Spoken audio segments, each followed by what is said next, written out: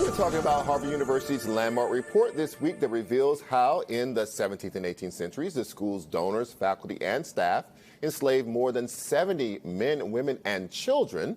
The report offers a list of recommendations to address the lasting social and economic harms caused by Harvard's actions. To discuss some of these recommendations and the significance of this report, I'm joined by two award-winning veteran journalists, Deborah Douglas and Amber Payne. They're co-editors-in-chief of the new online publication, The Emancipator, a reboot of the 19th century newspaper. The effort is a collaboration between the Boston Globe and Boston University's Center for Anti-Racist Research. Deborah, let's start with Harvard. How significant do you think this report and recommendations are? They're everything. They speak directly to this moment that we're in. It speaks directly to why the Emancipator exists. Too often, context is missing from daily news and issues that impact us all.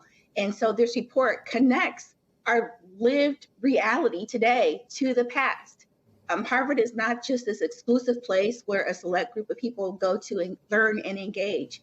We are directly connected to that history, and this report really is emblematic of the responsibility that other institutions, including our government, have to redress people who are directly connected to Black enslavement. Amber, the report lists dozens of enslaved men, women, and children at Harvard. Some children were noted just as a little boy. We know a young enslaved girl named Cicely was only 13 when she died. What was the most important or surprising part of this for you, that the school had this extensive history with slavery, or that it was putting aside $100 million to address that legacy? Well, I think it's not a surprise that so many of the institutions, schools around the country were founded and built upon slave labor, or they benefited from it. So that wasn't a surprise. But I think what's really important is some of the acknowledgments here. Harvard acknowledges that they promoted race science and eugenics, conducted abusive research, photographing enslaved people. This role that they took in propelling these theories and this research, that was used to back up racial discrimination, segregation, white supremacy. It's really important for us to get that through line and that context, because that trickles into some of what we understand today about what's being taught in medical schools, how it is when we go to the doctor. It has a through line. Let me just follow up a little bit on that, Amber.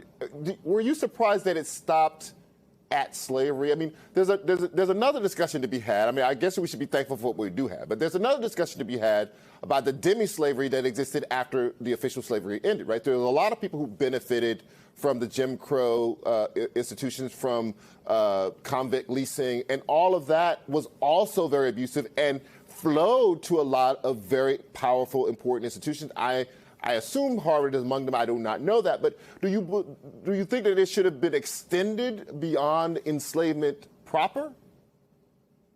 Well, we're talking about 2 centuries of unpaid labor that created this foundation for the wealth gap across the country. So I think what I'm curious to see is, what is this, the amount of money is significant. It's going to go toward research and education. That is important.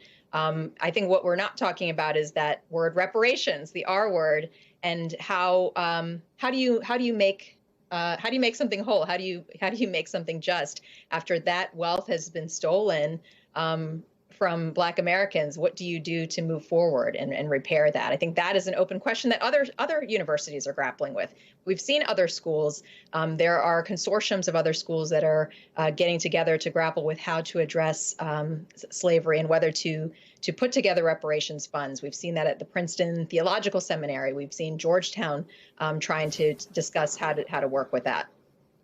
Deborah, let's shift gears a bit here and talk about something that's close to your heart. Tell us about The Emancipator and what you hope to accomplish with this publication. I am so excited to talk about The Emancipator. We are reimagining 19th century abolitionist newspapers for a new day, just as the original Emancipator established in 1820 and other abolitionist papers like the Liberator or the North Star.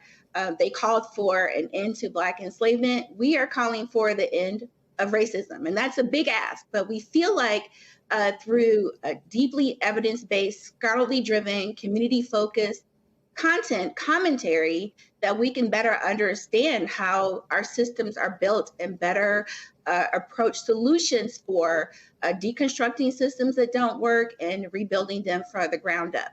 We think that people want to be better and smarter, faster as a result of events of 2020. Some of what happened with the disparate impacts from the coronavirus were a surprise to some, not me, not Amber, and what happened with George Floyd and other similar cases during that year really convicted people in that moment to do something. And so we're here to help.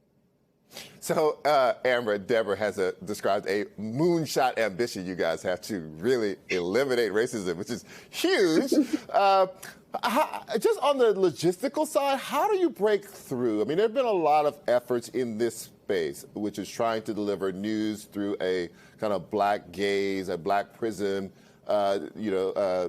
Deborah mentioned the North Star. That didn't go as successfully as people thought. Maybe you can blame that on management or whatever.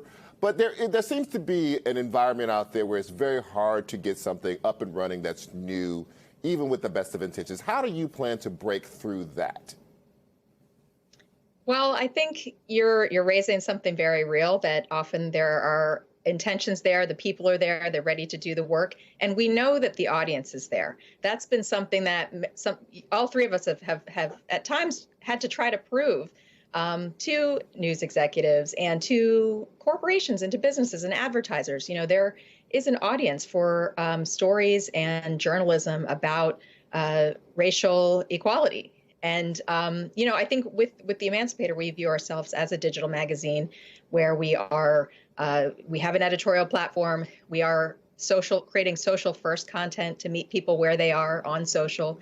And we'll also be in the community doing events. But, we're hoping that we can break through by bringing together new conversations and highlighting voices that are marginalized usually and that are not usually getting that platform. We really believe that now is the time. This is urgent. And that, yes, we've seen companies that have sprung up and fell down. We all three have been part of those at some point. But we just know that we have to persist. Yes.